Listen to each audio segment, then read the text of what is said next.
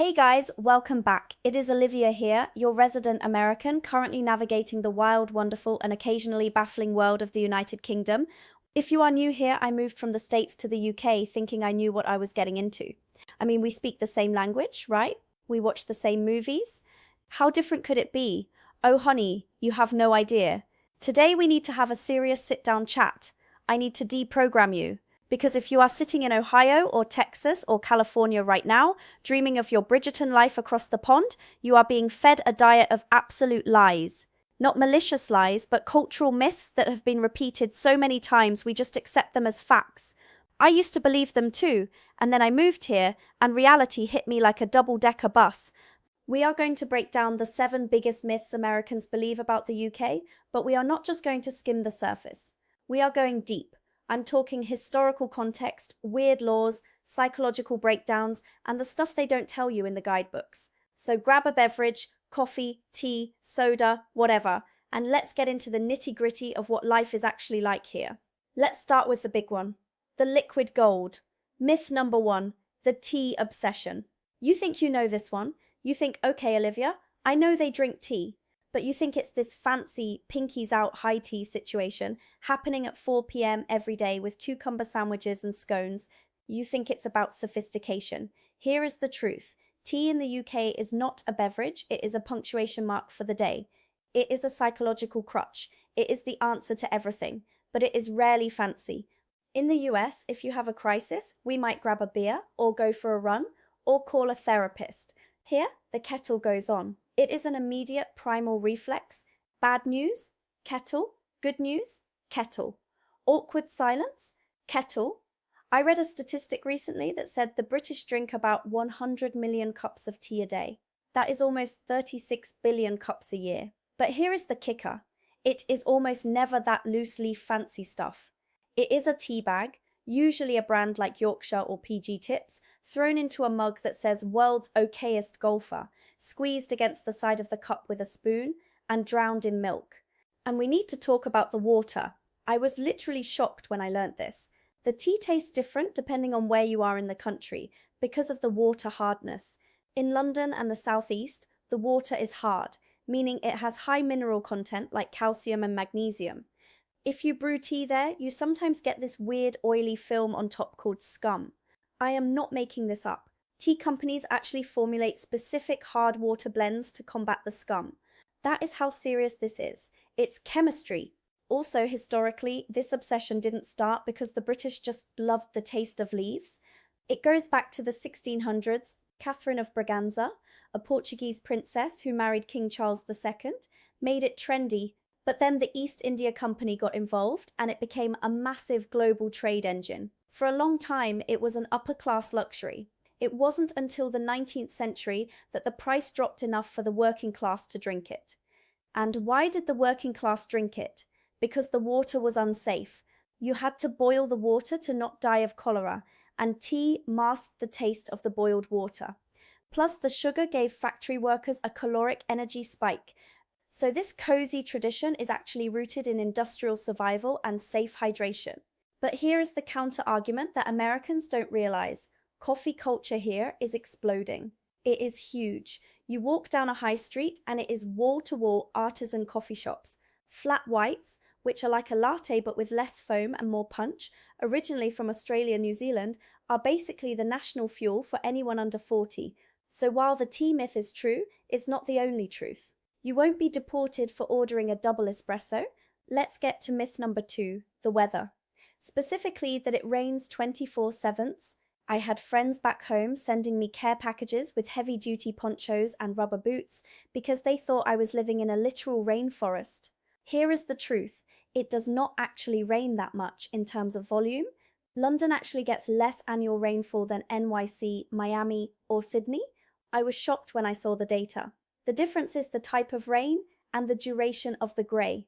In the US, specifically the East Coast or the South, when it rains, it storms. The sky opens up, thunder shakes the house, it pours for 2 hours, and then the sun comes out. It's dramatic, it's an event. Here, it's distinct. It's often just this pervasive, misty drizzle that doesn't even look like rain on a camera, but it soaks you to the bone. and it can last for days. It's not about the amount of water, it's about the lack of sunlight. The psychological impact of the grey blanket is real. You can go weeks in the winter without seeing a hard shadow. This is because of the Gulf Stream. The UK is really far north, like London is on the same latitude as Calgary, Canada. By rights, this place should be an icy tundra, but the Gulf Stream pumps warm water across the Atlantic, keeping the UK mild. That warm air hits the cold air and boom, eternal clouds. But here is the thing Americans get wrong. The weather changes every 10 minutes. We have a saying, if you don't like the weather, wait 5 minutes. You can literally have hail, bright sunshine, wind, and drizzle in the span of a lunch break. This is why British people are obsessed with talking about the weather. It's not because they are boring, it's because the weather is actually a dynamic character in their lives. It's a shared trauma. And let's talk about the summer. American homes are built for climate extremes. We have HVAC, central AC, insulation. British homes are built to keep heat in. They are bricks with no air conditioning. When it hits 85 degrees Fahrenheit here, which is like a nice spring day in Texas, the country shuts down. The trains stop running because the steel tracks literally buckle in the heat. The houses turn into ovens, so while the myth is about the rain, the reality is that the heat is actually the most uncomfortable part of living here, because the infrastructure just isn't built for it. Alright, moving on to myth number 3, the British love of queuing. You have heard this, right? That British people just love standing in line. That they will form a queue for a bus that isn't coming. That it is their national pastime. Here is the reality. They do not love it. They hate waiting just as much as we do. But they respect the process of the queue because it represents the fundamental British value of fair play. In the US, if a new checkout lane opens at Walmart, it is a stampede. It is survival of the fittest. Grandma is throwing elbows. Here, that is social suicide. If a new lane opens, there is this complex non-verbal communication where everyone checks who was there first and they gesture for that person to move. It is a hive mind of fairness. I looked into the psychology of this. There is a concept called the social contract. In the UK, the queue is a visible manifestation of order in a chaotic world. To cut a queue or push in is to say, my time is more valuable than your time. And in a culture that values modesty and collectivism over American individualism, that is the ultimate sin.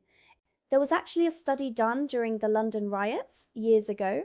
Even while people were looting shops, some of them were queuing to get into the shop to loot it. I am not joking. The instinct to wait your turn is that deep. But let me tell you about the invisible queue. This is what trips up Americans. You walk into a pub. There is no line. It is just a mob of people pressing against the wooden bar. You think, great, I'll just wave at the bartender. Do not do that. Even though it looks like a blob, there is a mental cue. The bartender knows exactly who walked up in what order, and the other patrons know too. If you speak up before the guy who has been waiting 3 minutes, you will feel the collective tutting. Oh, the tut. We have to talk about the tut. It is this sound, too, made by clicking your tongue against the roof of your mouth. It is the loudest sound in Britain. If you break a crewing rule, no one will yell at you. We Americans would be like, hey buddy, back of the line. The British will just stare at the back of your head and tut.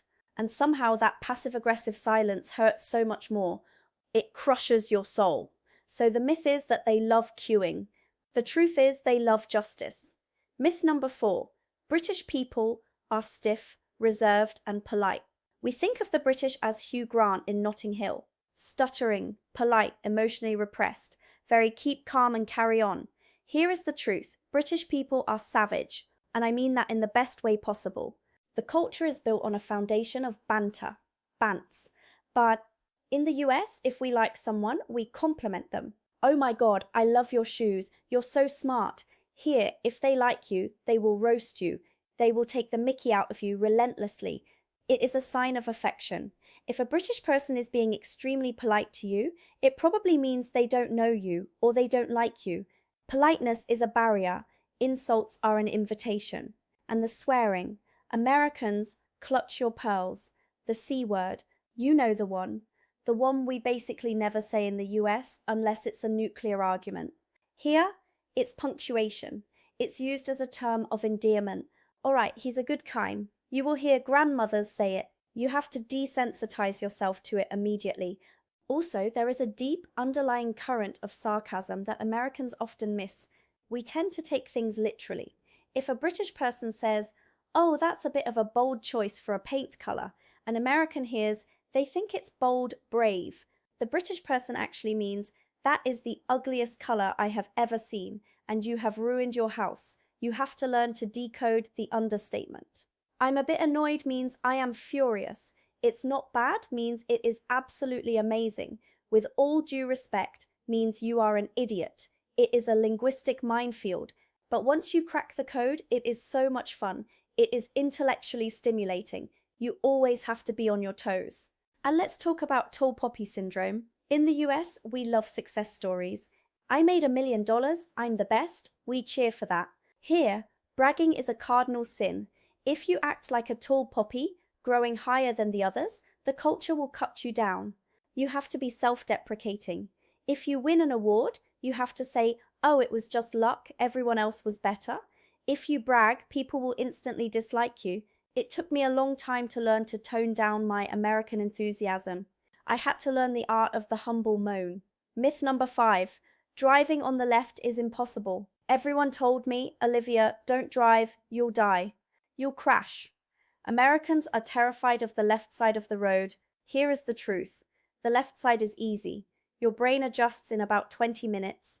You just follow the car in front of you. The steering wheel is on the right, so you are still sitting in the middle of the road. It feels surprisingly natural. The real nightmare isn't the side of the road, it's the width of the road. In the US, our lanes are wide, we have shoulders, we have grids. Here, many roads were laid down by Romans or medieval carts.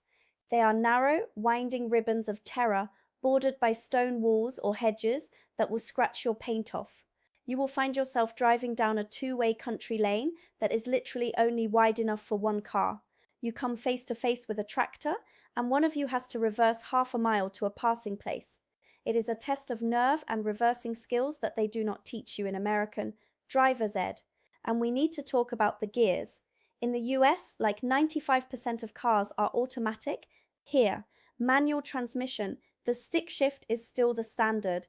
If you rent a car and don't specify automatic, you are getting a stick. I had to relearn how to drive. Shifting gears with your left hand while navigating a roundabout is a cognitive workout. Speaking of roundabouts, the magic roundabout in Swindon, look it up. It's a terrifying circle of 5 mini roundabouts inside one giant roundabout. But generally, roundabouts are brilliant. They keep traffic flowing. Americans love stop signs and traffic lights. We love stopping. The British love flowing. Once you get the hang of yielding to the right, you realize it's actually a superior system. Oh, and petrol prices.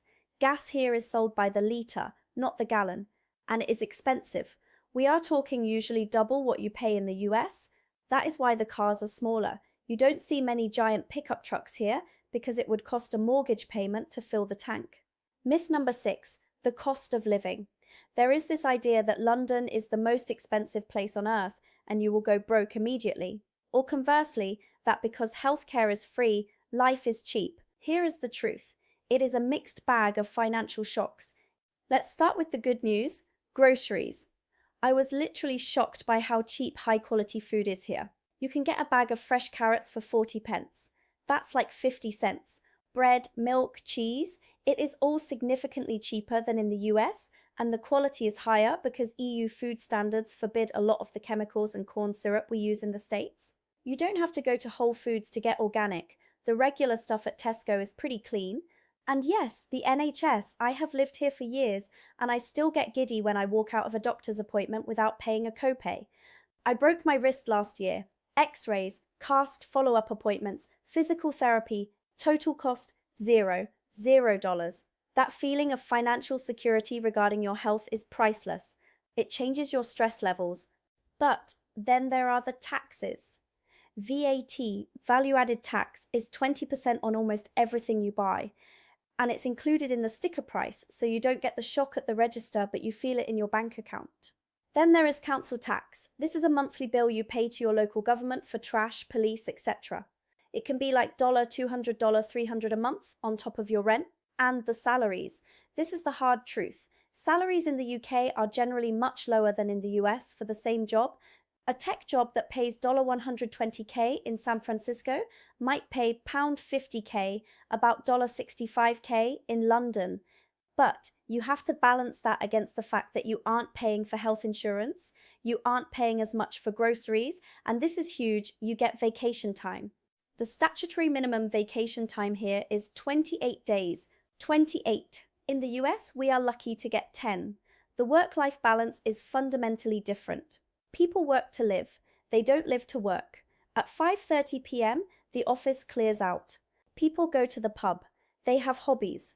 So while you might have less cash in the bank, you are arguably richer in time and sanity.